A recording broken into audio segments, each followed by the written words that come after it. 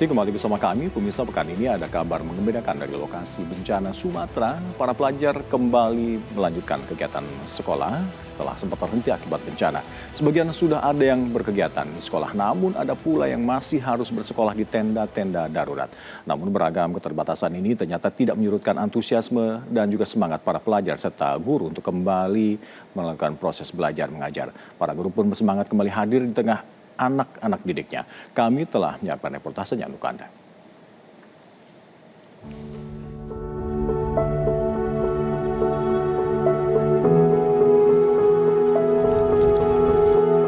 Walau masih bergelut dengan keterbatasan, para murid SMA 4 Kejuruan Aceh Tamiang tampak antusias mengikuti upacara bendera. Pekan ini menandai kembalinya anak-anak ke bangku sekolah pasca bencana Sumatera. Menteri Pendidikan Dasar dan Menengah Abdul Mut'i menjadi pembina upacara pada hari pertama masuk sekolah di lokasi ini. Tujuannya untuk memberikan semangat kepada siswa dan tenaga pengajar, serta menegaskan komitmen pemerintah dalam memastikan kelangsungan pendidikan di daerah terdampak bencana. Menurut data, terdapat total 459 sekolah di Aceh Tamiang. 394 sekolah terdampak bencana, dengan rincian 47 sekolah mengalami kerusakan ringan, 269 sekolah rusak sedang, dan 78 sekolah rusak berat.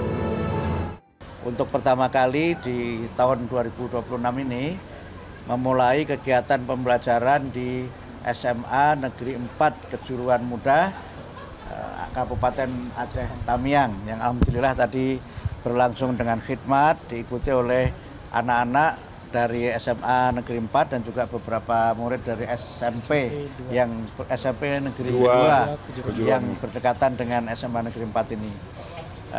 Program ini kami selenggarakan sebagai bagian dari komitmen kementerian untuk memastikan anak-anak dapat kembali belajar setelah mengalami musibah, khususnya yang ada di Aceh. Tadi kami juga sempat untuk bertegur sapa dengan para murid yang ada di Kota Padang, juga di Kota Medan dan di Kota Tegal, Jawa Tengah. Pemirsa Metro TV, hari ini merupakan hari berjalan kembali normal, bahwa pendidikan anak-anak di wilayah Kabupaten Aceh Tamiang ini sudah kembali berjalan seperti sedia kala. Tetapi hari ini kami sedang berada di sekolah darurat bencana yang berada tepatnya di Kecamatan Rantau, Kabupaten Aceh Tamiang. Namun tidak semua pelajar di lokasi bencana Sumatera beruntung sudah dapat kembali menikmati ruang kelas. Tidak sedikit yang masih harus bersekolah di tenda darurat, seperti SMP Dharma Patra di Aceh Tamiang ini. Di sini di belakang saya, tepatnya di sini ada yayasan dari sekolah Dharma Patra, yang dimana mereka melaksanakan kegiatan belajar mengajar ini di tenda atau sekolah darurat bencana. Dan juga juru kamera saya, Fajar, akan menunjukkannya kepada Anda bahwa situasi kondisi saat ini tepatnya berada di Kecamatan Rantau ini, bahwa hari kedua ini para siswa sedang melakukan kegiatan belajar mengajar yang ada di Kecamatan Rantau ini. Nah, total dari tenda hari ini yaitu ada 4 tenda, yang dimana satu tenda ini terdiri dari TK yang berisi 16 orang, SD 269 orang, dan tenda yang ketiga yaitu tenda SMP ada sekitar 188 orang. Dan juga untuk satu tenda ini dikhususkan untuk para guru dan juga untuk menyimpan peralatan alat tulis atau perlengkapan sekolah lainnya di dalam satu tenda tersebut. Kira-kira gimana perasaannya setelah kembali bersekolah lagi, apalagi ini kan lama ya nggak ketemu teman-teman ya? Rasanya senang karena bisa mengobati rindu serta menghilangkan rasa trauma, karena jika melihat rumah, trauma banjir bandang tersebut selalu datang. Jadi kami kayak senang soalnya udah lama kan nggak ketemu, jadi mengobati rindu juga sama mereka. Senang lah. Kami berharap semoga ada bantuan untuk donasi untuk rumah kami sama sekolah kami, karena kami untuk tempat tinggal kami bisa untuk hanya sementara, tapi untuk kedepannya belum bisa. Harapan kedepannya mau kayak gimana? Harapan kedepannya semoga lekas membaik, bisa cepat ini pulih lagi, bisa kembali ke gedung sekolah lagi. Terima kasih ya Dek ya, semoga cita-citanya tercapai. Hingga pekan ini, 70 sekolah di Kabupaten Aceh Tamiang belum aktif memulai proses belajar mengajar akibat lumpur sisa banjir yang masih menutupi akses jalan dan sebagian area sekolah. Sebanyak 3.500 guru dan 27.000 murid telah hadir ke sekolah. Pemerintah Aceh mengerahkan sejumlah unit alat berat untuk membersihkan material lumpur dan kayu gelondongan yang menimbun sejumlah fasilitas sekolah. Pembersihan material berat memerlukan penanganan khusus agar bangunan sekolah segera layak digunakan kembali. Tim di lapangan menerapkan strategi pembersihan bertahap. Fokus utama adalah memastikan bagian dalam bangunan bersih dari sisa bencana sebelum berlanjut ke area luar. Bapak, kami sangat bermohon, sangat luar biasa bantuan untuk kami agar kami anak-anak di sekolah ini, di sekitar sekolah ini atau yang sekolah ini di mana caranya bisa melaksanakan aktivitas seperti biasa, bisa belajar kembali. Karena kami besar sekali harapan kami bantuan dari Bapak semua yang pihak manapun untuk membantu kami agar terlaksananya proses belajar mengajar kami di semester ini, Pak. Sekolah darurat juga berlangsung di Tapanuli Selatan, seperti warga desa Garoga dan Huta Godang yang mengikuti kegiatan belajar mengajar di sekolah darurat yang dibuka di SD Batu Hula. Bencana banjir dan juga tanah longsor yang menghantam sejumlah wilayah di daerah Sumatera Utara tidak hanya merusak rumah warga saja, tetapi juga merusak sekolah-sekolah dasar yang ada di Desa Garoga dan juga Desa Huta Godang, Tapanuli Selatan. Dan berhubungan dengan hari pertama masuk sekolah yaitu tanggal 5 Januari 2026, Kementerian Pendidikan Dasar dan Menengah telah menyiapkan 126 tenda untuk kelas darurat dan juga 10.200 paket alat belajar untuk siswa-siswa yang terdampak di wilayah Sumatera Utara, Aceh, dan juga Sumatera Barat. Dan saat ini di samping saya telah ada ruang kelas darurat yang didirikan di SD Batu Hula, Kecamatan Batang Toru, Tapanuli Selatan. Dan di Desa Batu Hula ini kini menjadi pusat pembelajaran sementara bagi 3 desa lainnya atau 3 sekolah dasar lainnya yang sekolahnya terdampak akibat dari bencana yang terjadi pada November lalu. Dan saat ini kami akan berbincang dengan pengawas yang mana mendapatkan tugas untuk mengawasi sekolah darurat yang berada di SD Batu Hula ini. Bisa diceritakan tentang sistem sekolah darurat yang ada di SD Batu Hula ini, Bu?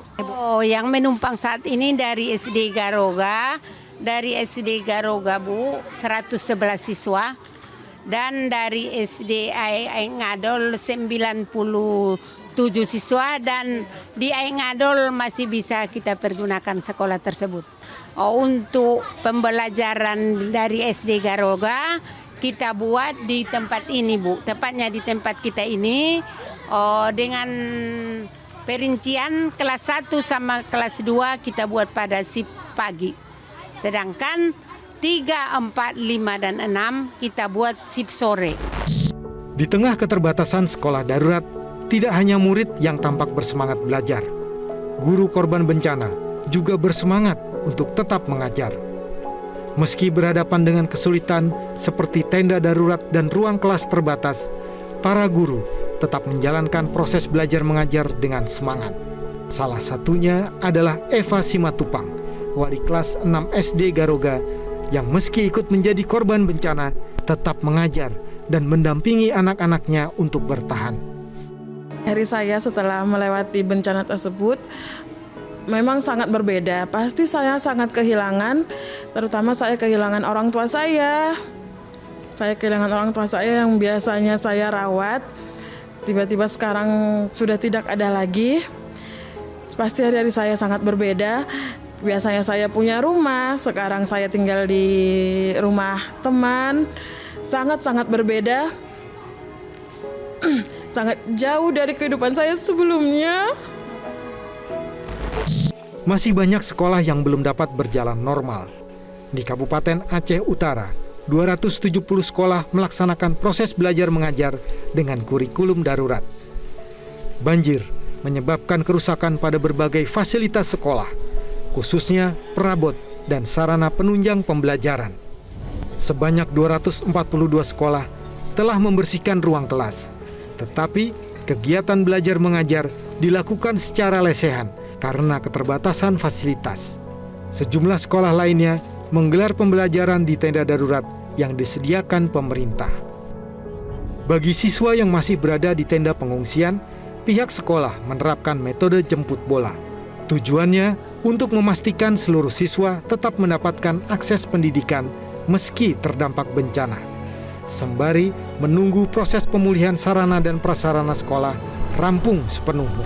Yang kita lakukan selama ini, kemudian juga banyak dari relawan yang melakukan pemeriksaan sekolah juga, kemudian juga terima kasih kepada TNI Polri juga dan seluruh elemen sipil dalam rangka melakukan pembersihan ruang kelas di Kabupaten Aceh Utara.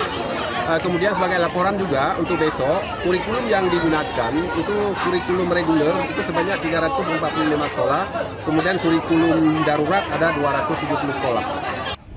Siswa sekolah lain harus terlebih dahulu membersihkan endapan lumpur banjir bandang yang menimbun lingkungan sekolah mereka.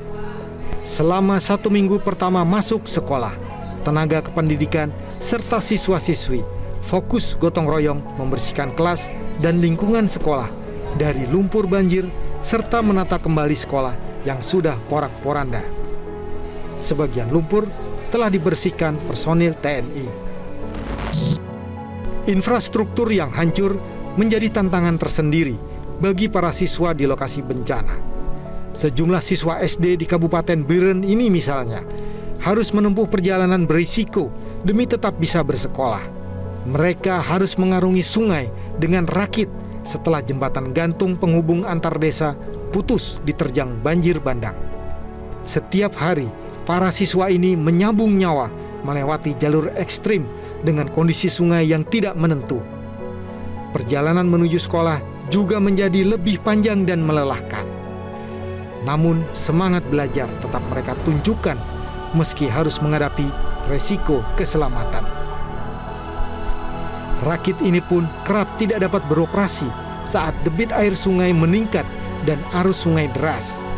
Warga berharap pemerintah segera turun tangan membangun kembali jembatan penghubung yang rusak. Selain untuk menjamin keselamatan anak-anak saat bersekolah, keberadaan jembatan akan memulihkan aktivitas warga dan menggerakkan kembali roda perekonomian desa yang sempat terhambat akibat bencana. Jelajahi cara baru mendapatkan informasi. Download Metro TV Extend sekarang.